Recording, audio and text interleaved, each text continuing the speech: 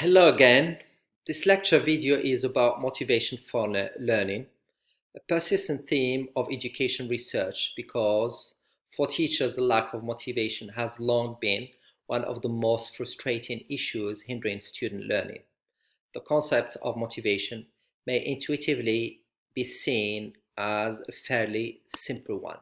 So we can say that motivation is a process that activates, guides, and maintains behavior over time.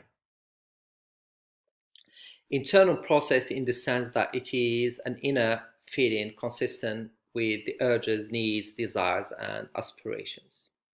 And activate behaviors because it initiates certain behaviors, makes us do something or want to do something. And guides behavior in the sense that it directs us to behave in a certain way. It maintains behavior because it helps us keep our urges, needs, and desires over a period of time. Initially, while motivation can vary in terms of intensity and direction. Two students may be motivated to study, for instance, education psychology, but one of them might be more strongly motivated to do so than the other, which makes them different in terms of motivation intensity. Or one student might be strongly motivated to study education psychology and the other equally strongly motivated to study syntax, which makes them different in terms of motivation direction.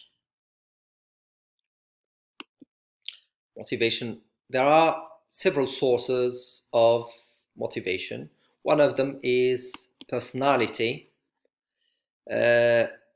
Research has shown that individuals higher in extraversion are more likely to be motivated by status or power strivings, while individuals higher in diligence are more likely to be motivated by accomplishment or achievement strivings. Other sources to motivation can be intrinsic characteristics of the task itself, such as how difficult or easy it is perceived, or extrinsic to a task, such as the learning environment, including the physical setting of, for example, of the lesson or of the lecture, the time, and so on.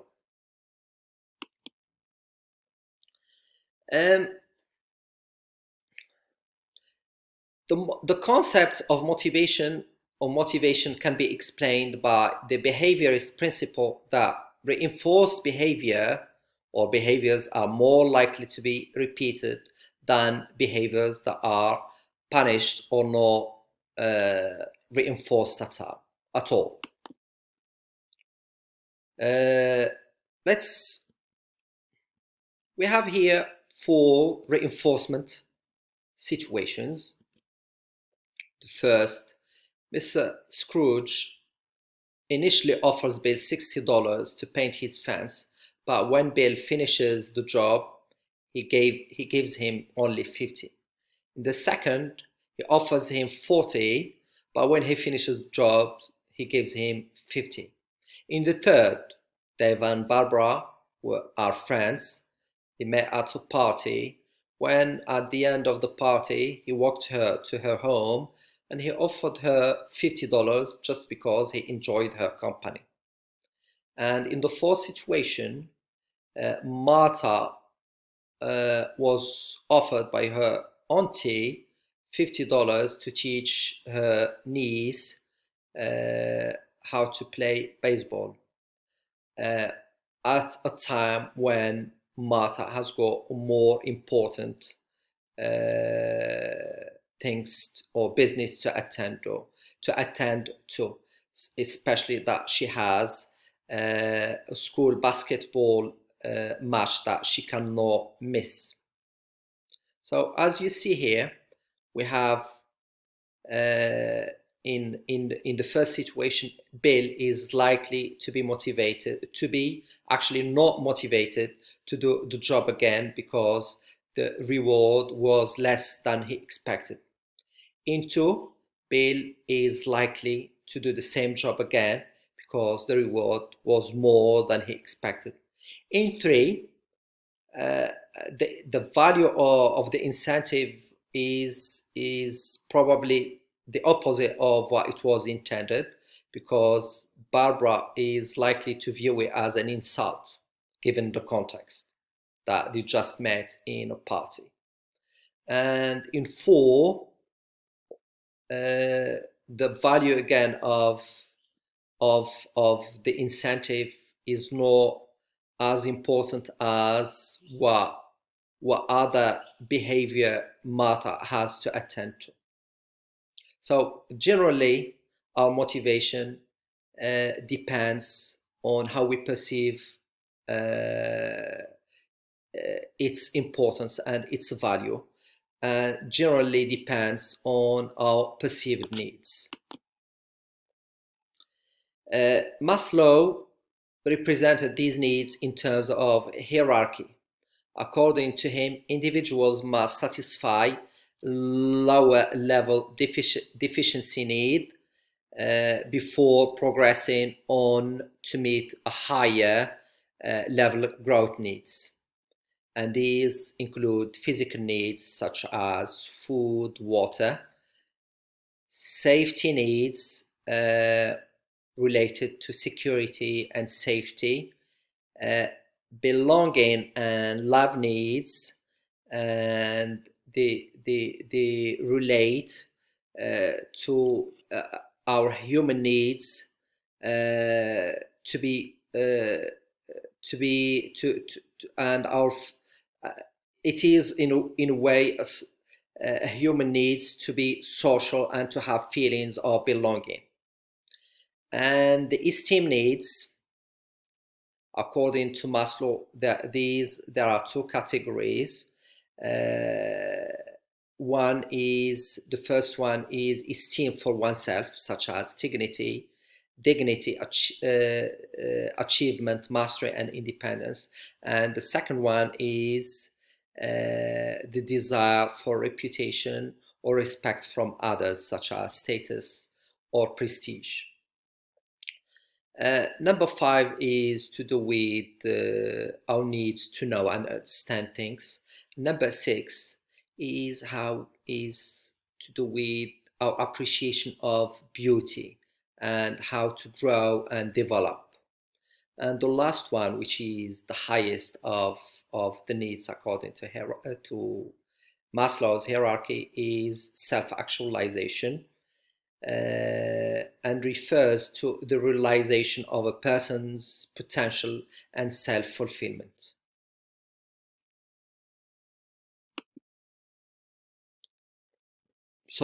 Motivation can also be explained in terms of how we perceive the causes of what we do or we don't want to do or can't do.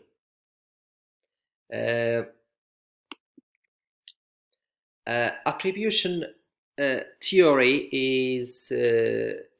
can be explained in terms of how we attribute our successes and failures. So these can be attributed to either internal or external factors.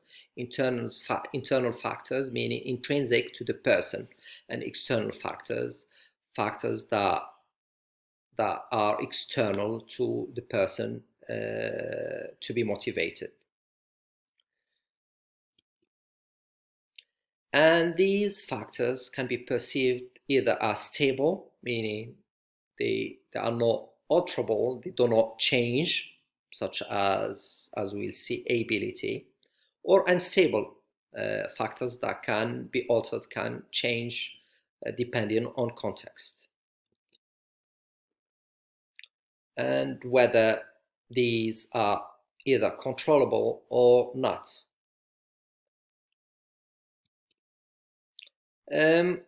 Attribution theory deals primarily with four explanations for success and failure. in achievement situations: ability, effort, task difficulty, and luck. So ability and effort, as we can see in the table, such as abilities such as I'm smart or I'm stupid, efforts such as I tried hard, I didn't really try. These are internal to the individual. Task difficulty and luck attribution are external. In contrast, effort can be altered. Similarly, task difficulty is essentially a stable characteristic, whereas luck is unstable in the sense that it can change at any time, and uncontrollable in the sense that we have no control over it.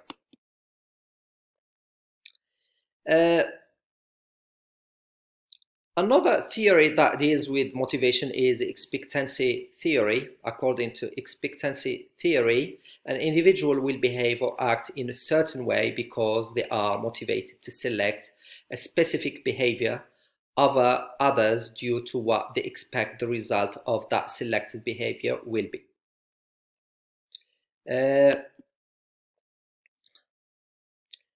So a formula for this theory of motivation states that the level of effort individuals exert in any task can be computed from three variables, which are expectancy, instrumentality, and valence.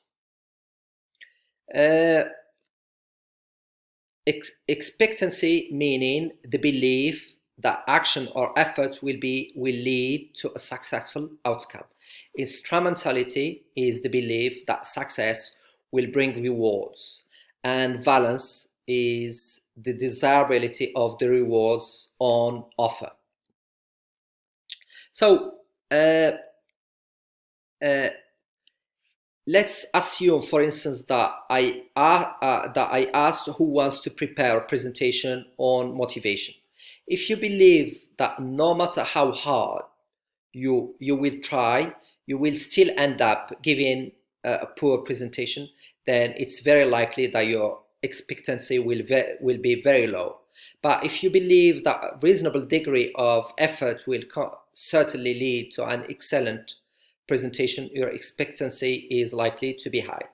Instrumentality can also be low if, for instance, the presentation is not graded or the theme of the presentation, which is motivation, will not be part of the exam. As to valence, imagine you are a grade-oriented student and the teacher offers just a badge of achievement, but no grading or extra marks for a good presentation. A valence is likely to be low because of the low disability of the rehearsal. Notice that if any of the variables is low, it is likely to undermine the overall motivation force.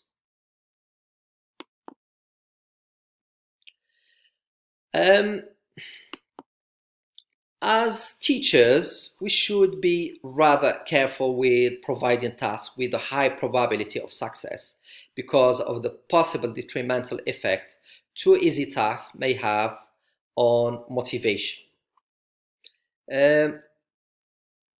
So success in an easy task is not as valued as success in a difficult task. What are the implications for education? Success should be possible but not easy for all students. In fact, we must encourage students to reach beyond their intellectual grasp while at the same time allowing them the privilege of learning from their own mistakes.